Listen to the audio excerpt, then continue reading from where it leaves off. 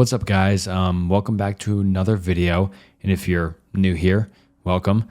And this video is different than usual. Most of the time it's icebergs I upload or something along those lines. This one is Reddit stories that are unexplained or unsettling or just scary. Whether you think Reddit stories are cool or not, it's definitely worth it listening to these stories because they are so scary and just worth the listen. So welcome. Sit back, relax, subscribe to the channel. 250,000 subscribers is the channel goal for this year. So yeah, let's get into this first story. I asked the kid I was babysitting, "What do you think lurks out there in the forest?" He responded with, "My mother." I've been babysitting all summer in order to make some extra cash. At first, I just asked around at school if anyone needed a babysitter for their siblings or if they knew anyone who could be interested. I started babysitting kids whose families I knew, but eventually I needed more money, so I put up an ad on Craigslist. It wasn't long until I got a response. The family lived in the suburbs, but what bothered me was how close to the woods their house was, and the fact that they didn't have any neighbors. I got a bit freaked out at first, considering the fact that they were strangers with a cabin in the woods, but I decided to push through the fear for the money. The house was a cozy little cabin, clean, with a nice garden in the back that had a gate which led to a trail in the woods. They had a little lanterns hung out in the garden and a swing all the way in the back. The living room had a large window that faced directly the forest, and during the day, the room was bathed in sunlight. The kitchen was right next to it, with its counter facing another huge window, surrounded by pots and vines and stupid signs like "Home is where the family is," or "In this house, we say sorry." Upstairs, they only had the 2 bedrooms. The attic was a tiny space whose window faced the woods too. The kid was pretty quiet. Honestly, I neither liked or disliked him. I tried to form some sort of opinion, but he just didn't stand out in any way. He wasn't mean or stubborn, but he wasn't a sweetheart either. He must have been around 5 or 6 years old, so I would just put him to bed quickly and then snoop around the house. I've always been curious about whoever hired me, and I just know it's not exactly recommended, but I would just go through people's stuff whenever I felt bored. It must have been around midnight that night when I slowly pulled out one of the drawers in the maid bedroom. This one had all types of trinkets, coins, notebooks, pins, and buttons. This family liked to collect useless stuff and let it hang around the house, and I liked to explore it. As I was studying this little ceramic statue of a horse, I moved around, noticing the moonlight hit its porcelain from different angles. I debated whether to just take it or not. Would they even notice? My chest tightened and my mouth opened. The horse was no longer bathed in moonlight because this huge shadow had covered it and was dancing on its porcelain. Looking around a bit, I noticed the shadow took up half the room. I could not make out the silhouette or what could have made it. It just seemed so unexpected that fear crept up to me and froze me. Someone was at the window. I knew it could have been a bird. That's the rational explanation, and I could have solved all this doubt by just looking up. But I didn't, because what if it wasn't a bird? I stood still for so long, not knowing what to do, until it passed, and the horse was lit up again by the moonlight. I breathed a sigh of relief and put the horse in my pocket. I didn't know at the time, but that would have been my first contact with it. Something made me stop snooping around and just get downstairs. I turned on the TV and curled up on the couch. At one point during the night, I heard creaking upstairs. I know it shouldn't have freaked me out so bad, but I was still so scared that I went to check it out. The house was dark and quiet, and the 2 bedrooms facing each other were empty. Empty. Where did the kid go? Jason? My voice pierced the silence, and I felt like an intruder, destroying the quiet of the night. Jason, where did you go? I kept having the feeling of being watched, so I turned around, fixated on the attic door, which was now opened. My instincts kept telling me to just leave, but my head, now spinning, refused. What if we had an intruder? What if he'd taken Jason? If I had just looked up at the window when the shadow passed, now I would know what I was dealing with. If I just had the courage to face it. My voice sounded a lot weaker than the first time, but I still had to try. Jason? Yeah. The response was almost immediate and coming from the attic. Odd. What was he doing up there? I put my foot on the first step of the stairs. What are you doing up here? It's really late. Your parents are going to be home soon. Step after step, I tried to readjust my eyes to the darkness. The attic was really dark compared to the rest of the house, and I could make out a ray of light that traced out this tiny silhouette. Jason, are you here? What are you doing? You're freaking me out. I finally reached him and put my hands on his tiny shoulders, but he didn't respond. He was just staring out the tiny window into the woods. What's going on? I asked. What are you looking at? I sat next to him and stared out the window at the woods. There was a portion of grass beginning from the house, pierced by trees. The further you went, the denser the trees are, until you discover you were completely surrounded by the woods. Unable to see the sky from how tight the branches closed around you, the forest commenced from the garden and swallowed the horizon like a dark mass, blending with the sky. The window framed this darkness, this suffocating emptiness. It made me feel as if we'd reached the end of the world, and had we dared to venture into the forest, we'd just fall off the face of the earth. And there stood Jason, just staring. What are you seeing? He just wouldn't answer, so I decided to find out by myself. Studying the scenery, nothing particular stood out. Of course, I just needed to pay more attention. Yeah, the more you looked, the more movement you saw. Birds, animals, even the wind thrilled the branches and the leaves, the grass swaying gently in the wind. And then the shadows were the next thing you noticed. These forever moving stains on the ground. I could have stared out there for years. Maybe that's why Jason wasn't moving. There's just something about the night that keeps you up. What do you think lurks out there? I asked him, playfully. Where in the woods? Yeah, my mom. I blinked a few times. That was unsettling. I mean, kids say weird stuff, but why would he respond to that? Was that a your mom joke? Was he trying to be funny? What do you mean? What does lurk mean? Oh, lurk means, well, when you wait or move slowly in the darkness because you don't want to be seen. So like hiding? Yeah, but you're lurking when you also want to do something bad. Just how animals lurk before they attack. Or monsters, I added, trying to scare him. So what do you think lurks out there in the forest? My mother, he responded once again. My body tensed up. That's not funny. I don't want to be funny. Why would you say that? Your mom, that's an old joke, and it stopped being funny a while ago. I'm not joking. Okay, let's go to sleep. Your mother can't be lurking out there. I saw her and she's pretty nice. I don't know what she told you, but she doesn't eat people. She's out with your dad now, and they're going to come home in a few hours. If they find out you aren't sleeping, I'll get a lot of shit for it. Shit. Don't tell your parents I said that. Come on, let's get down. I'm telling the truth. What? Is she a vampire? You know something was standing out the window earlier. I didn't really care that much about what I was saying because in my head everything had a logical explanation. Jason, however, widened his gaze. Yeah, that could have been her. Stop. I'm serious. And what does she want from us? Does she want to eat me? We were now in his bedroom and I had tucked him into bed. I had my back to the window, facing the hallway, which had now become way creepier than expected. She doesn't want to eat you. That's so great. I taste horrible anyways. Good night. I tried to stand up and leave, but he grabbed me. Wait, don't go. Look at me. What now? I want to tell you about this dream I had. This dream that woke me up, but you have to pay attention. Okay. So, in my dream, I was in a garden and I was thirsty, and you were there too. And you tried to leave, but there were a lot of bushes around and you got lost, and I found this puppet. I hate it when people tell me about their dreams, but I sat there listening, facing Jason with my back to the window.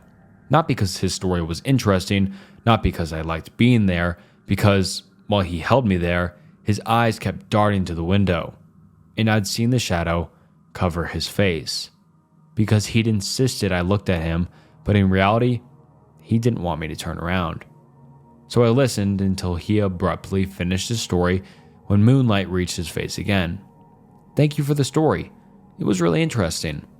"You're welcome. Good night." Night. I spent the next hour in the other bedroom, fidgeting with the little porcelain horse. This kid was a lot braver than I thought. In the silence, I kept trying to make out distinct, unfamiliar sounds, but didn't succeed. The house had fallen asleep, and the night had become uneventful. His parents arrived soon after that. I put the horse in my pocket and went downstairs to greet them. "Was he good, Keith?" "Yeah, the best. Don't worry." I studied both of them, head to toe, their clothes, mannerisms, facial expressions, but mostly the mom. "Were you good?" asked the dad, jokingly. "I hope so," I responded. They wanted to drive me home, but I insisted on taking my bike. I closed the door behind me, but instead of leaving, I headed to the backyard. I just wanted to see something. Climbing on the fence, I made it on the roof of the porch, right next to the bedroom window, hoping to see some signs of something. Anything. The window was covered in scratches, but nothing gave out what had been there. I stood there for a while. I don't know why. The parents had gone to sleep, and Jason was probably asleep in his room too. I studied the garden from that angle, then the woods, as quiet as a mouse. Then the room where the parents were sleeping. After that, I don't remember how I got home. I don't even think I took my bike. I just ran frantically until my legs bled. I didn't even scream. I didn't look around or stop. Just ran until I reached my house and banged on the door. My mother answered, annoyed, and I ran past her, right to my bedroom, covered myself in a blanket, and started typing this. Because while I was watching the parents, something had caught my eye. In the hallway, what I thought to be a coat hanger moved all of a sudden. It had been standing there so still. I hadn't even bothered to notice it until it disappeared out of my range, then appeared again.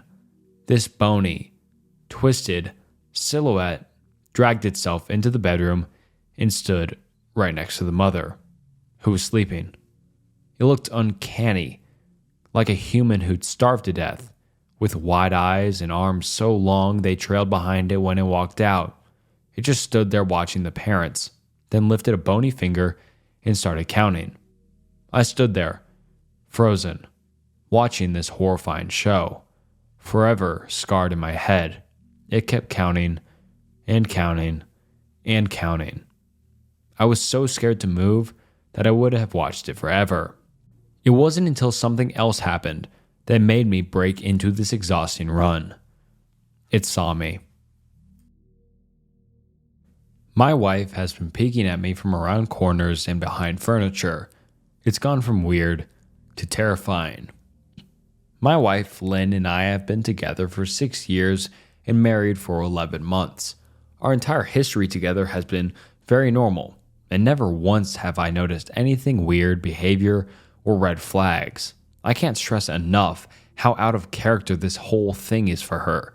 Lynn is very kind, intelligent, and thoughtful. She's always been the no-nonsense type of person. Being childish or trying to scare me is not something she'd normally do.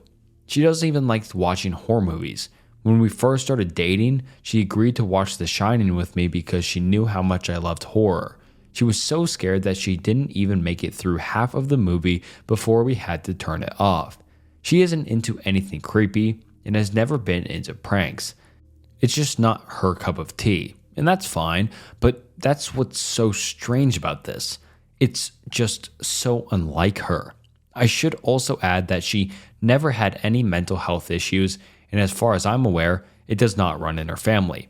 I know some people are able to hide their mental health problems, but in the 6 years we've been together, I think I would have seen some sort of sign. 2 months ago, I was in the kitchen making myself coffee before work. I was running a bit late that morning and knew I wouldn't be able to make it to Dunkin' Donuts for my usual morning fix. I took a sip of my coffee as I hurried down the hall towards the front door, when I happened to notice Lynn peeking at me from around the corner ahead of me. I could only see her eyes and a strand of her long, dark hair hanging against the wall. The rest of her body was concealed behind the corner. I nearly spilled my coffee when I saw her. I did burn the shit out of my lips though. "Geez, Lynn," I said, wiping a few drops of my coffee from my pants. "You scared the shit out of me." She immediately popped out of view like a little kid that had been caught. I heard her scurrying off towards the living room, and by the time I got to the front door, she was out of sight. It was really weird, and just totally out of character for her, like I said. But I also found it kind of funny that she was being more playful and a little less serious. I shouted that I loved her and called her a weirdo. As I shut the door behind me, I heard her laughing. Her behavior was a bit odd, but it certainly wasn't something to call a priest over. I forgot about it by lunch, and by the time I got home, she was her normal self. I didn't bring it up, and neither did she, and life went on. The next incident happened 3 days later. It was around 2 a.m., and I had woken up to get a drink. I was standing at the kitchen island, jug of OJ in my hand, when I felt a strong feeling that I was being watched. For whatever reason, I looked down at the floor and saw my wife's smiling face staring back. She was peeking at me from the other side of the island, staring up at me with her wide, unblinking eyes and grinning like a Cheshire cat. I screamed, I'll admit it, not out of irritation, but fear. For some reason, at that moment, I was scared. At the sound of my scream, Lynn scuttled backwards out of my view, her hands and feet smacking the tile floor as she hurried out of the kitchen on all floors. I didn't run after her or even yell at her. I just stood there frozen in shock, wondering what had possessed her to do that. It took me a little longer than I'd like to admit to go back upstairs, but I eventually did. When I got to our bedroom, Lynn was lying on her side asleep, or at least pretending to be. I stood there for a while, watching her breathing to be sure she was really asleep. I had the feeling she might jump out at me the moment I got into bed, but she didn't. I climbed into bed and she didn't even move.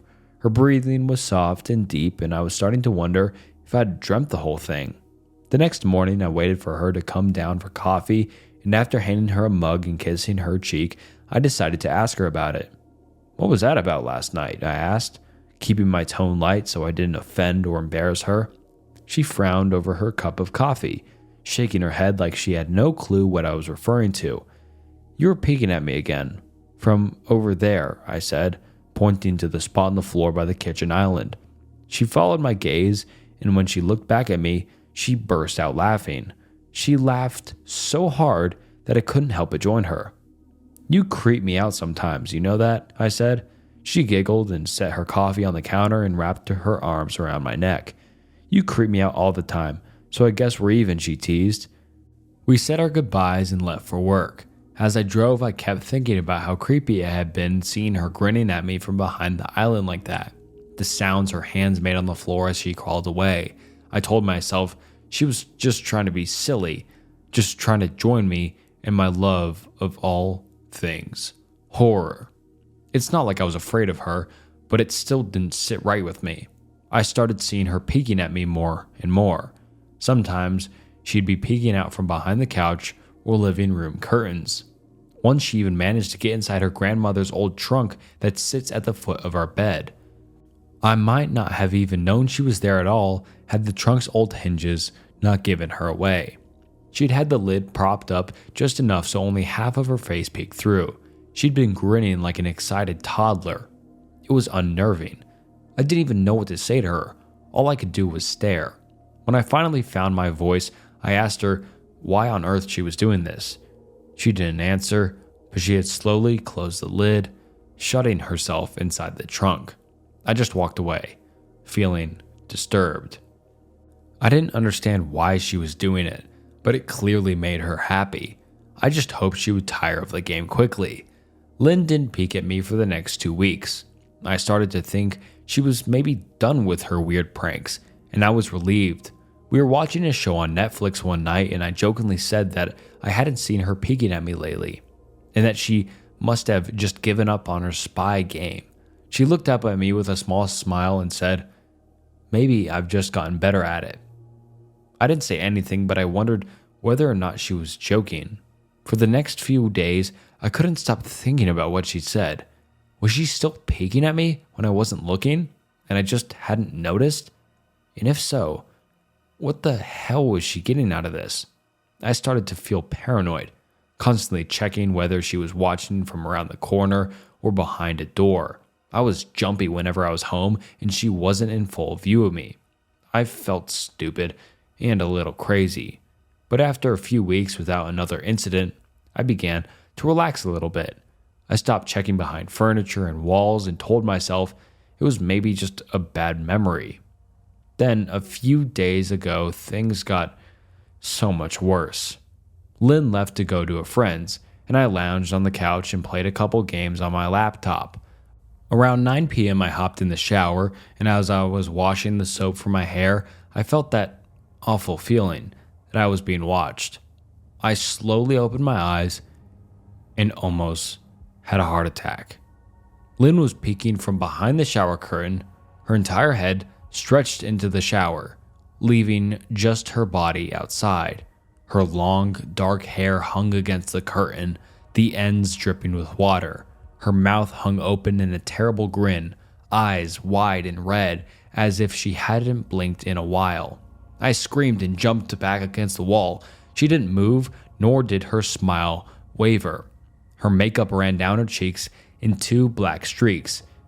She looked giddy and completely deranged. I was terrified. We stood like that for a few moments, neither of us saying a word.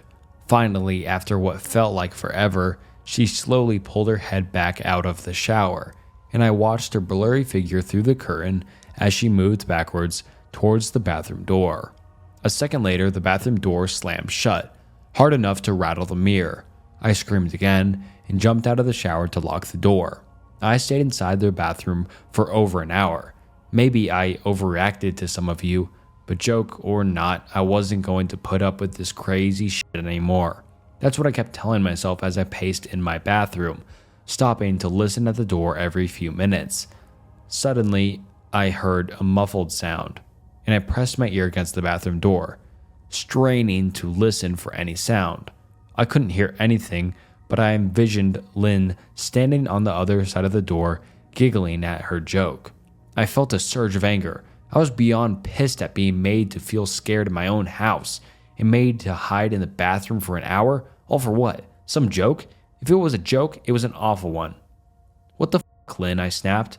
This shit is getting crazy fucking annoying. I waited for her to apologize or to call me a jerk, but instead I heard a faint moan. So quiet, I wondered if I heard it at all, and then complete silence. Lynn? I called out, not able to even hide the shakiness in my voice. I got no response, just my own heavy breathing. I swear to God, just stop it, I yelled, pounding my fist on the door. I waited for her to cuss me out, something I would expect from me talking to her like that. I never screamed at her before, but there was nothing, just the occasional drip from the shower head. I won't deny that I was so scared, too afraid to open the damn door and face my own wife.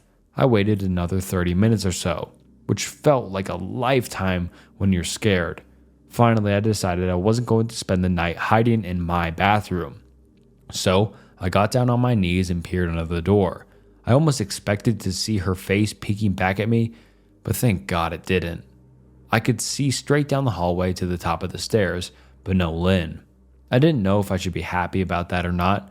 I looked over for a few minutes, waiting to see her head pop up over the top step, but it never came. I stood up, my hand hovering over the door, and mentally prepared myself to open it.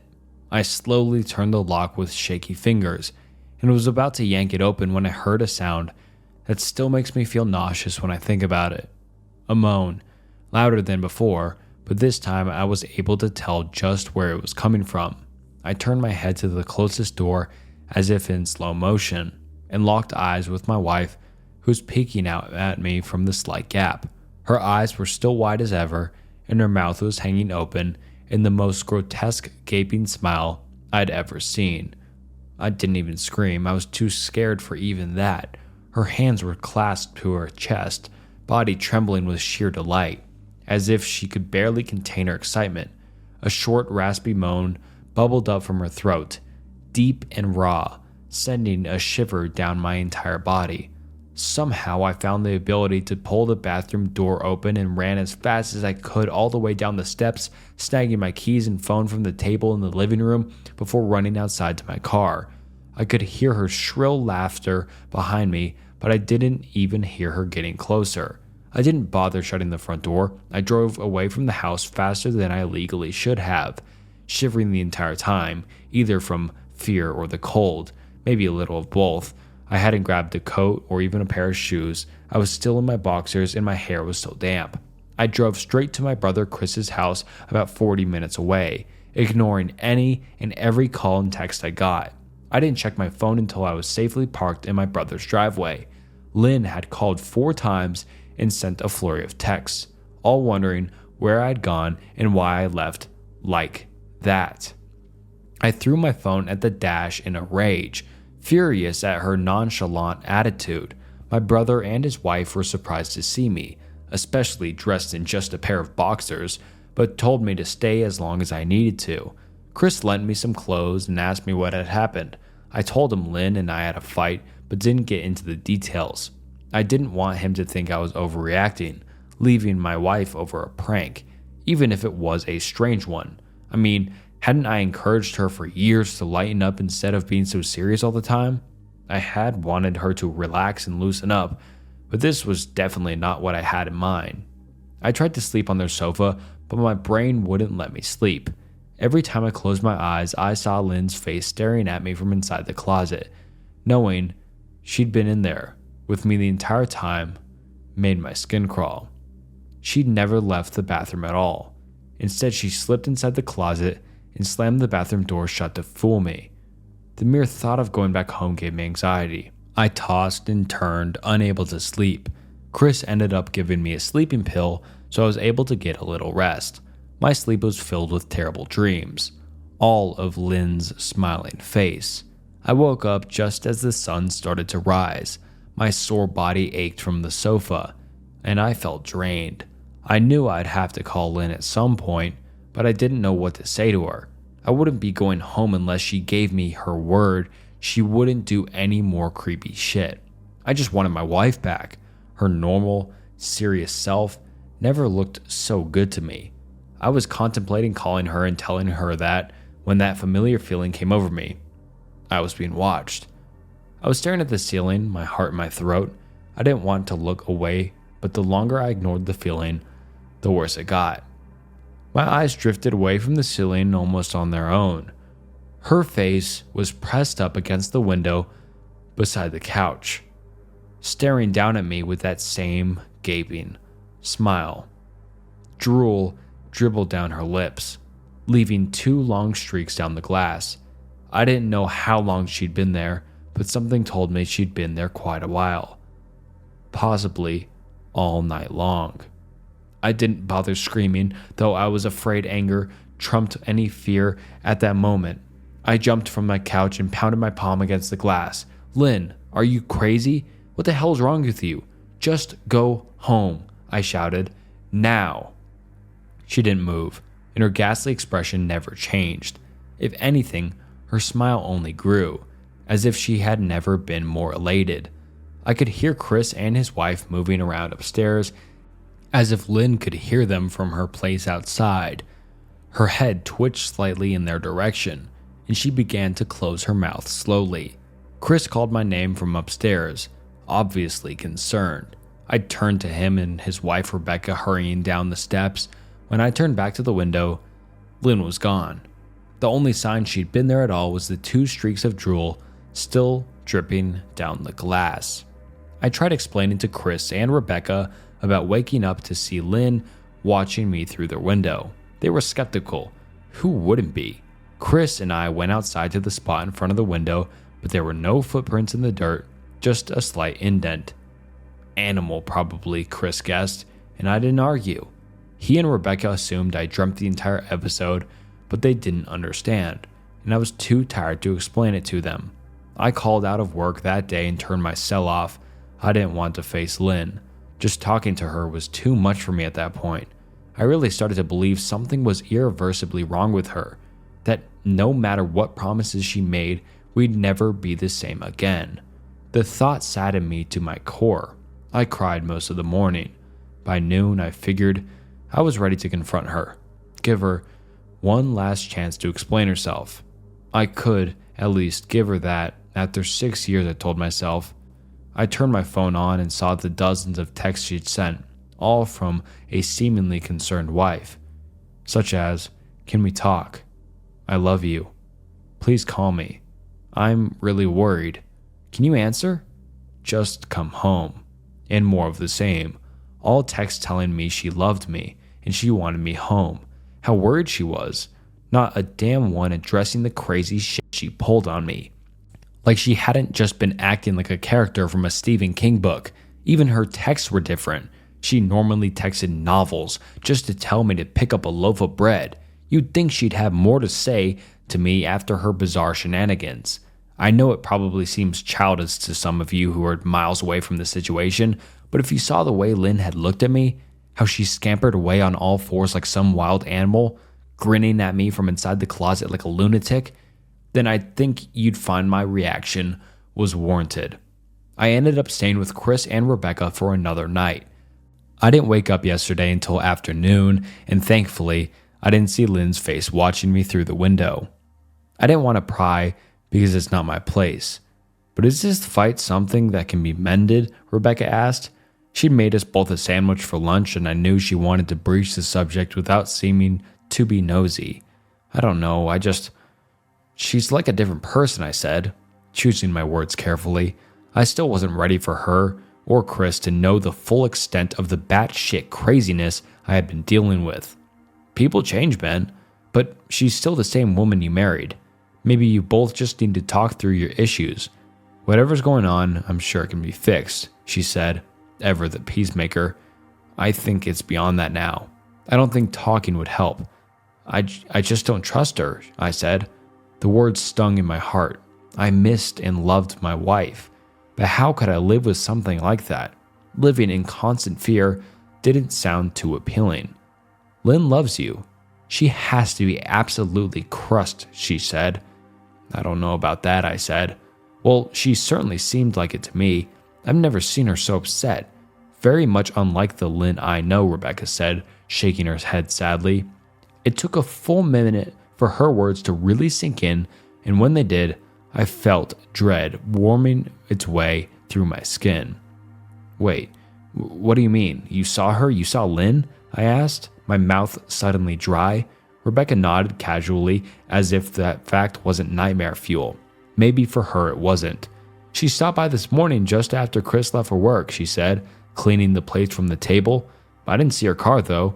Maybe she took an Uber or something. Beck, what did she say? Did she come inside? I asked. Sweat starting to break out on my forehead. I began looking around, examining corners as though a predator lurked behind them. No, she just asked if you were awake yet, and I said that you weren't. I asked if she wanted me to wake you, but she said no, just to let you sleep, she said as she washed the dishes. That's all? She didn't say anything else, I asked.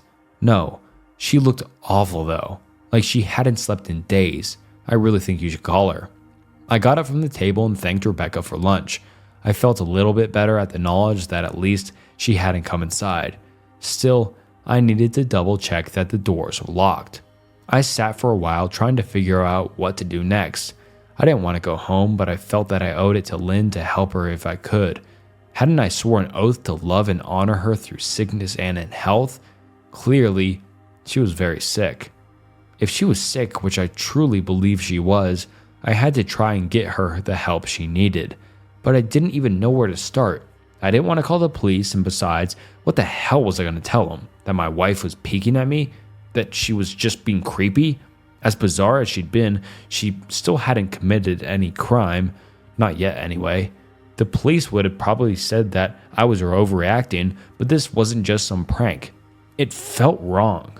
Dangerous even, like something sinister lurked behind her smile. I knew as her husband, I was well within my rights to have her committed, but what if she simply acted normal in their presence? She'd obviously been able to fool Rebecca into thinking she was just a concerned wife. As long as the doctors didn't find her a danger to herself or others, they'd have no choice but to release her after 72 hours. I felt lost and overwhelmed, so I did what any husband in my position would do. I called her mother. I didn't want to, believe me. Her mother, Marianne, and I were never on the best of terms. We never fought or anything like that. She just wasn't a very warm person and wasn't really easy to get along with. She hardly ever smiled, and when she did, only her lips would move into a thin-lipped smile, leaving her eyes as blank as before. She gave off this aura that felt like she was permanently on the offensive. I'd only met her twice, and both times were for just super short visits. I got the impression she didn't approve of me for her daughter. Lynn always ushered us out quickly, as she didn't want me to feel uncomfortable, which I was grateful for. Being in her mother's company felt almost unbearable, like walking on glass. I was glad when we moved 3 states away, so we didn't have to see her that often. I was happy to avoid this woman, but I needed her help. I really didn't want to talk to her at all, but I had to talk to someone, and someone who knew Lynn better than I did. So I grit my teeth and did what I had to do. "Yes," she answered, already sounding irritated. "Marianne, it's me, Ben. Do you have a minute to talk?" I asked. I could hear her cluck her tongue in irritation. "I'm in the middle of writing some checks, but if you insist, I suppose I can spare a moment. What is it that you want to discuss, Benjamin?" she said coolly. "It's about Lynn. She's been acting strangely, and I was wondering if you had any idea whether there was something." I was quickly interrupted. "It's a bit difficult to follow your rambling, Benjamin. What is this what you want from me?" she asked. I could almost see her standing there in her thin sweater and slacks, tapping her fingernails impatiently on the table. "I wanted to know if you'd ever noticed any odd behavior, or possibly any mental health issues," I asked. There was a long, uncomfortable pause that I couldn't tell was because she was thinking or something else. Finally, after a few seconds, she spoke. "I'm not sure if this is one of your jokes, Benjamin, but if so, I don't find the humor in it. Now, I do have business to attend to, as I've said, so if you don't mind me," she said, but I cut her off before she could get rid of me. "Marianne, it's not a joke. I'm seriously concerned about Lynn's mental health. Her behavior has been very erratic lately. I'm very worried about her, and I figured as her mother, you would be as well," I said, my frustration evident in my voice. "If you're truly concerned, then I suggest you get the health professionals involved. I don't know what you expect of me," she snapped. I could tell she was seconds away from hanging up, and for some reason I was desperate not to let her. I had the feeling that she knew a lot more than she was letting on. "Please, if not for me, do it for Lynn," I tried. I heard a faint, shaky intake of breath, as if she was trying to hold her steely persona together, but failing. "Marianne, what's wrong?" I started. "Benjamin, I don't know what to tell you. My only advice would be to seek professional help. Do not call here again. Goodbye." I tried to call out to her, but she'd hung up. I tried to wrap my head around the call and her refusal to help me. Even if she didn't like me, why wouldn't she want to help her own daughter? I couldn't understand that. I tried to replay the conversation, desperate to find something I missed. After a while, I almost gave up, until I remembered her last words to me. Seek professional help. She'd said those words with a bit of urgency. I could have just been grasping at straws, but no, I was sure her voice had changed ever so slightly when she'd said that, as if they were very important. What had she meant? I assumed she'd been referring to medical professionals, but maybe she was referring to someone else, someone that she didn't, for some reason, feel comfortable saying directly. Or maybe I was just desperate. I waited for Chris to get home, and after a very long and exhausting conversation with him and Rebecca, I convinced them that Lynn truly needed psychiatric help. I didn't tell them everything, though. I wasn't prepared to go into it yet, but I told them about our last encounter, how she hidden in the bathroom, peeking at me from the closet. They were obviously shocked, but thankfully they believed me. They too just wanted to help her. Still, they didn't think it was all that serious. Weird, maybe not dangerous. They just kept saying that Lynn had to be playing some kind of weird joke. Maybe for YouTube, Rebecca offered, if only half-heartedly. Chris didn't think we should involve the police just yet. He offered instead to go with me, and I readily accepted. He reasoned that calmly talk to her, tried to coax her into going willingly was the best recourse. I agreed to do it his way. At least I wouldn't be going into that house alone. We drove over this morning just after breakfast. There was no way I was going in at night. When we pulled into the driveway, my stomach began doing somersaults. Her car was not there, but I still didn't let my guard down. The front door was ajar, and for a split second I thought we'd see her eyes staring through the gap. I was shaking and starting to sweat. Chris, however, was fine. He waited for me to open the door, his hands in his pockets like he was going on a stroll through the park. I envied his ignorance. I pushed the door open and was immediately hit with the stench of rot. Chris smelled it too, and he walked in the house behind me with his nose all scrunched up. "What do you guys use to clean the floors around here?" "Shh," Chris mumbled. "Shut up," I said, my eyes darting around for any signs of Lynn. The house was deadly quiet and dark despite being 10 in the morning. All the curtains were closed up tight, refusing to allow any sunlight in. And if I hadn't left it for just 2 days prior, I'd have thought the house to be abandoned. We moved through each room, carefully checking any place that she might hide, occasionally calling her name. "Why are you looking under the couch?" Chris asked eventually. "Aren't we looking for your wife?" He was looking at me like I was a moron. "Let's just go upstairs," I whispered. He shook his head but followed me upstairs to check the bathroom and spare bedroom. On the way up, my shoes crunched over pieces of glass that looked to be littered over a few steps. I noticed that one of Lynn and my wedding portraits that hung on the wall along the staircase had been smashed. The frame hung crookedly, all the glass removed. I stared at the picture, a lump forming in my throat. We had taken the photo just after leaving the church, after saying our vows. She looked so beautiful in her white gown. I looked at Lynn's beautiful face. I never dreamed her face would ever be a source of terror for me. We climbed the rest of the steps and checked the spare bedroom, but it looked completely untouched. I was hesitant to go into the bathroom, my fear from that night coming back to me all at once. Chris noticed and offered to go in by himself, but I couldn't let him do that, so we walked in together, checking the closet and the shower. The bathroom looked as if it hadn't been touched since the night I left. "I don't think she's here, Ben. Why don't you pack some clothes and we'll try coming back tomorrow or something," Chris said. I nodded and went into our bedroom and shoveled some clothes into a duffel bag. When I checked inside our closet, I came across the source of the smell and gagged. Chris took one look and lost all color in his face.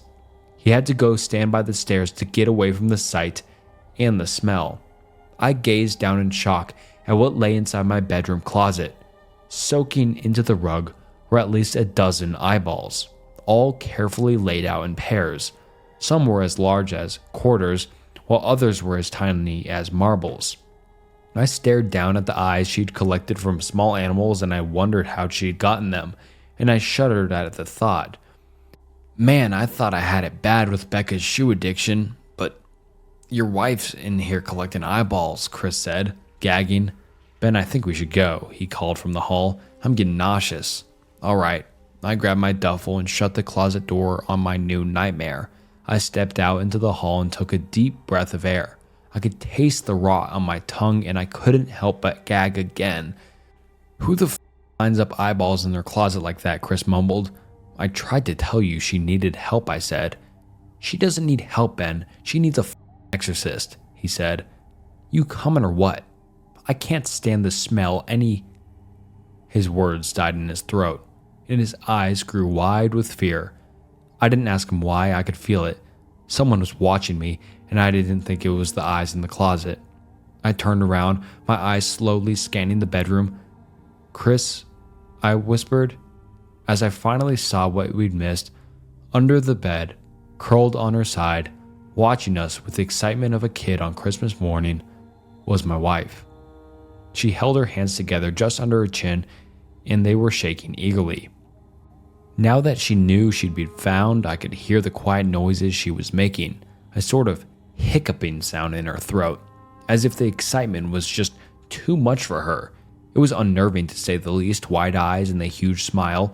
Everything in me told me to run, but I forced it away. This was my wife. No matter how twisted, she was still the woman I married. I had to help her. "Lynn," I said softly. She didn't respond, but her head bobbed back and forth in two quick little movements as if she was nodding. "Baby, I just want to help, okay? Can you let me do that?" I asked. I had taken a single step forward, approaching her like some sort of dangerous animal. "I love you, Lynn," I said softly, taking another step closer. She let a tiny moan escape her wide open mouth, and I had to resist the urge to run. Her shoulders were starting to quiver, and her eyes grew as large as saucers. I crouched down so I could see her better, and immediately saw the blood. Her hands were covered in it. They trembled more the closer I got, as if she was barely able to contain herself. "Lynn, are you hurt? You're bleeding," I said. She bobbed her head again, her bloody fingers moving up and down as if playing an invisible piano. They occasionally grazed her chin, leaving smears of blood on her skin. I wanted to recoil in disgust. The smell that was coming off her was so revolting. I could feel the vomit trying to climb up my throat. Her lips were dry and stretched thin, blood seeping between the cracks. I knew she wouldn't come out on her own, but I didn't want to leave her in the state she was in. I scooted closer and reached out to her. The excitement, hiccuping sounds got louder, and her hands shook, fingers flexing. It was then that I could see the blood oozing from in between her fingers. "Oh my God, Lynn, you're bleeding," I said. Instinctively, I reached out to take her hand, but before I could even touch her, her hand sprang out towards me. A sharp pain shot through my arm, and I fell back on my ass. My arm burned, and I could see the blood dripping down onto the carpet. I looked back at her in shock and saw her grinning madly, her fingers clutching a large shard of glass. "You all right in there?" Chris asked from behind me. I turned my head slightly and nodded to him, cradling my arm to my chest. When I turned back to face Lynn, I saw that her focus had shifted. She wasn't looking at me anymore, and she wasn't smiling anymore either. She was staring past me, her eyes glaring at Chris the way a hungry lion might stare at an antelope. Her mouth was still hanging open, but it was twisted into a snarl. I got to my feet and began walking backwards down the hall, afraid to take my eyes off her. "Are you bleeding?" Chris asked. The moment the words left his mouth, Lynn started fast scooting out from under the bed, the glass shard still in her fist. "Chris, run, go," I yelled. He must have been too afraid to move because a second later, I felt my back bump into him. He was still standing at the top of the stairs, staring at the horror that was my wife. Lynn had crawled completely out from under the bed and stood in the bedroom doorway, her face twisted in rage. Her body was visibly tense. Blood ran down her fingers and onto the floor. "Jesus, Lynn," Chris said. You playing hide and seek?" I reached back and pushed him towards the step. "Move your ass, Chris," I said quietly but firmly as I could. Lynn bobbed her head in fast, sharp motions and began to grin, stretching her mouth open wide and wide so that her chin seemed to touch her chest. I heard Chris mutter a prayer, and then he was running down the stairs. I stood at the top of the steps, stuck between the love for a woman who clearly needed serious help and self-preservation. "I only want to help," I said, choking back tears. Her eyes focused on me once again as she slowly lifted the glass, holding it out in front of her, and then she started sprinting towards me, grinning with utter excitement. Thankfully, my body took over, and I flew down the stairs, skipping 2 or 3 at a time. I made it to the front door before I felt it reach onto my back, wrapping her arms around my neck, her open mouth next to my ear so that I could hear those terrible hiccuping sounds up close. I shook her off me, knocking her to the floor. I felt a searing pain in my back as she went, but I tore open the front door and bolted to my car. Chris was standing in the front yard, talking on the phone with the police. I didn't say a word. I just ran to my car and jumped in. Chris took the hint and followed me, still on the line with 911. I watched the rear view mirror. Sure, I'd see her there, running after us, but I never did. I went straight to the ER and got 11 stitches in my arm and 3 on my back. The police asked a lot of questions and went back to the house to do a search, but of course, Lynn wasn't there. They advised me to stay with a friend or relative for a while and to file a restraining order as soon as I could, but none of those things would matter. Somehow, I just knew. I dropped Chris off at home and went to a motel an hour away. I wanted to put as much distance between me and Lynn as I could. This is where I've been for the past 4 hours. I thought maybe the police would find her, maybe they'd get her the help she desperately needed, but now I don't think so. Because 40 minutes ago I got a text from an unknown number. Just 3 words. I found you. And a picture attached. The picture was dark and grainy, but I instantly knew what it was. There was no mistaking my wife's eye. I started typing this out immediately after. I don't know what to do. I'm alone and scared, and I can't help but feel that I'm still being watched. And alright, that wraps up the unexplained, weird Reddit stories. I guess this is way different than an iceberg, which is my usual, but I decided to, upload a different video. I don't know if this will get any views at all. I don't know if you guys will enjoy this at all, but I enjoyed the stories I chose. Not a lot of input on my end. I'm just reading stories, but I really hope you enjoyed it nonetheless, because I think this is definitely interesting. And let me know if you'd like to see any videos like this in the future, because I think they're just a lot of fun, because some of these stories are just so interesting and creepy and just so well put together. Whether they're real or not, I think it's still worth the read and still worth the listen. So if you're still watching, we're almost an hour in, consider subscribing and liking the video for more. And thanks again for watching the video, and until next time, see ya.